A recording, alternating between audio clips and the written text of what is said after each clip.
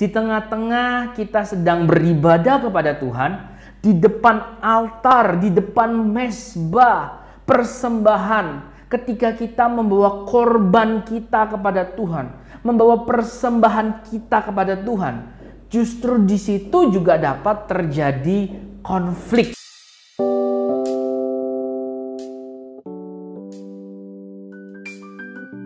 Shalom Jemaat Tuhan, kembali lagi kita bersama di dalam Daily Devotion, di mana kita akan merenungkan firman Tuhan. Dan kali ini saya Yoel akan mengajak kita untuk merenungkan kisah bagaimana anak-anak manusia untuk pertama kalinya dicatat membawa persembahan kepada Tuhan.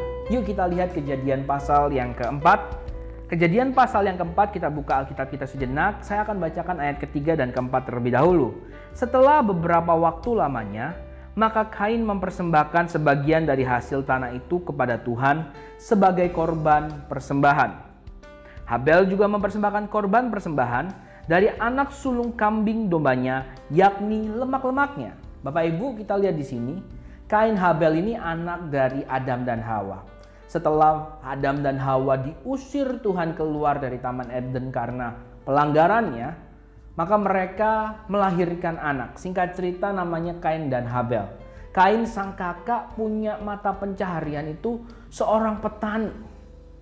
Dan Habel adiknya lebih suka beternak. Nah, masing-masing suatu ketika membawa persembahan kepada Tuhan. Di sini kita lihat bahwa keluarga Adam dan Hawa sudah diajarkan bahwa mereka perlu membawa korban persembahan kepada Tuhan, dan korban itu dihasilkan dari usaha, dari pekerjaan mereka, penghasilan mereka. Sekali lagi, Kain membawa persembahan dari hasil tanahnya, mungkin buah-buahan yang terbaik, sayuran yang terbaik, dan Habel membawa persembahan dari hasil ternaknya, dan dikatakan membawa anak sulung kambing dombanya, yakni lemak-lemaknya. Kalau kita baca ayat ini lebih lanjut, menarik. Terjadi konflik di sini. Lucu ya? Di tengah-tengah kita sedang beribadah kepada Tuhan, di depan altar, di depan mezbah persembahan, ketika kita membawa korban kita kepada Tuhan, membawa persembahan kita kepada Tuhan, justru di situ juga dapat terjadi konflik, Bapak Ibu. Apa konfliknya? Mari kita baca selanjutnya. Saya bacakan, Bapak Ibu.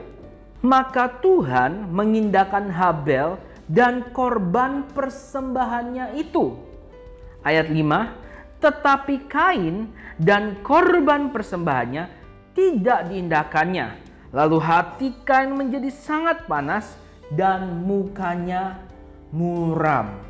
Bapak Ibu, ternyata dari dua macam persembahan yang dipersembahkan dari masing-masing baik Kain dan Habel, ternyata mendapat perilaku yang berbeda dari Tuhan. Dikatakan Habel dengan korban persembahan yang dibawa itu diterima oleh Tuhan.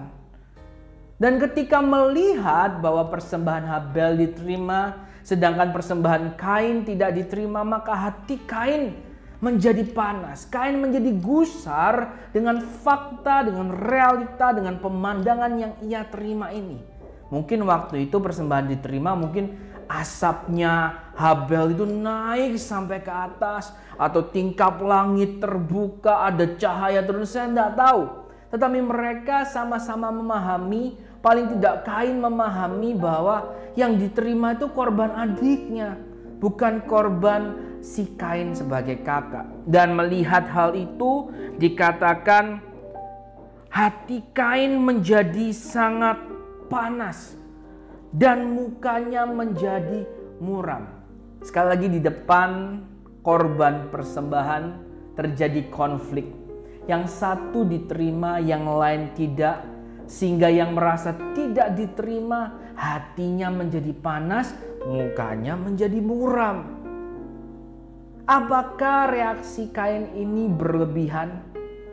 Apakah reaksi ini karena benar ia merasa Tuhan tidak adil? Loh, kenapa kok korban Habel diterima? Apakah karena Tuhan suka yang lemak-lemak itu? Seperti sebagian besar kita mungkin ya. bagian yang lemak itu yang paling enak, walau juga mungkin yang berbahaya. Tetapi apakah karena, sekali lagi, karena bentuk, karena wujud apa yang dipersembahkan itu, atau apa? Pertanyaan besarnya, kenapa Tuhan mengindahkan Habel dan tidak mengindahkan Kain? Di ayat selanjutnya, ini yang mendasari sebenarnya kenapa persembahan seseorang itu diterima, diindahkan, atau tidak diterima oleh Tuhan. Kita baca ayat yang ke-6. Firman Tuhan kepada Kain. Mengapa hatimu panas dan mukamu muram? Apakah mukamu tidak akan berseri jika engkau berbuat baik? Nah, di sini Bapak Ibu, Tuhan lihat, loh, hati Kain itu menjadi panas. Muka Kain itu menjadi muram. Dan Tuhan tanya, kenapa kamu seperti itu, Kain? Ayat 7 memberikan sebuah gambaran, Bapak Ibu. Ayat 7 sekali lagi saya bacakan. Apakah mukamu tidak akan berseri jika engkau berbuat baik? Tuhan itu memberikan sebuah sinyal dalam membawa persembahannya, dalam memberikan persembahannya. Kain tidak mengerjakannya dengan baik.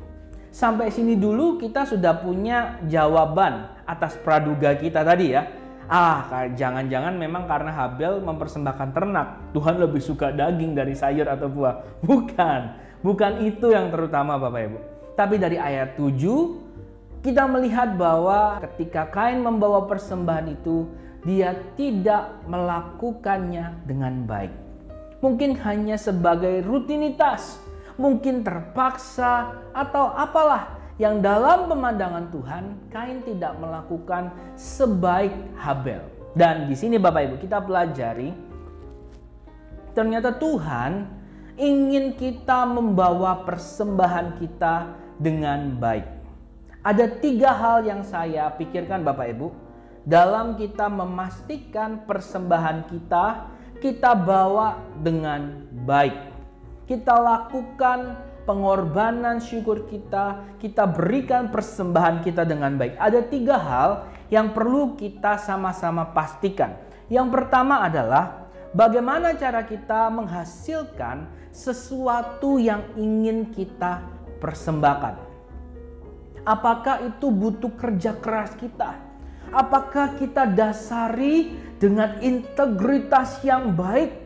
Atau mungkin dengan menipu orang lain, dengan asal-asalan, dengan merugikan orang lain?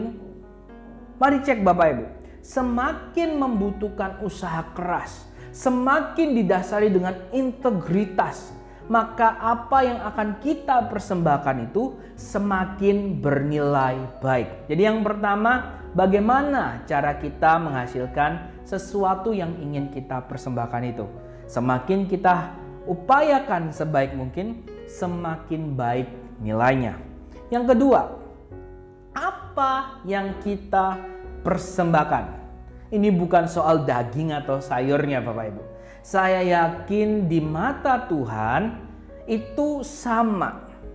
Tetapi apa yang membedakan? Nah ini Bapak Ibu, maksud saya bukan materinya Bapak Ibu, tetapi apa yang menjadi nilai pribadi bagi si orang yang memberikan itu sebagai persembahan. Apakah itu membuat kita benar-benar merasakan kehilangan, atau itu hanya sebagian dan lebih parah lagi, hal yang sepele untuk kita persembahkan. Saya teringat dengan kisah seorang yang memberikan 2 keping uangnya ketika di Bait Allah. Dan Yesus membandingkannya dengan orang kaya yang membawa sekantong penuh uang. Dan bagi Yesus persembahan wanita ini lebih bernilai karena wanita ini mempersembahkan seluruh yang ia punya.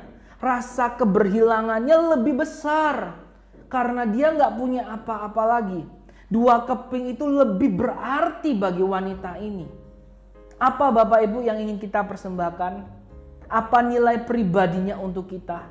Semakin itu bernilai, semakin baik.